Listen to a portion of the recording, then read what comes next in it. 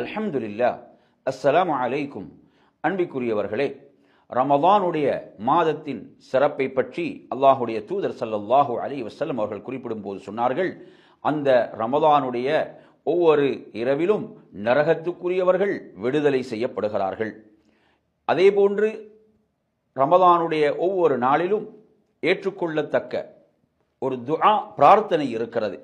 எனவே ரமதானுடைய மாதத்தை அடைந்த நாம் அல்லாஹ்விடத்தில் அதிகம் நரகத்தை விட்டு நாம் விடுதலையை பிரார்த்திக்க வேண்டும். ரமதானின் இறுதி 10 மாத்திரமல்ல விடுதலைக்குரிய 10. சிலர் இவ்வாறு தவறாக விளங்கி வைத்திருக்கிறார்கள். அந்த செய்தி ஆதாரபூர்வமானதல்ல. எனவே ரமதான் முழுவதும் நரக விடுதலைக்குரியதாக இருந்து கொண்டிருக்கிறது. அல்லாஹ்விடத்தில் நாம் அதிகம் நரக விடுதலையை பிரார்த்திக்க வேண்டும். உண்மையில் ரப்பிடமிருந்து நரக விடுதலையை பெற்றவர்கள் ஒருபோதும் நரகத்துக்குள் நுழைய மாட்டார்கள்.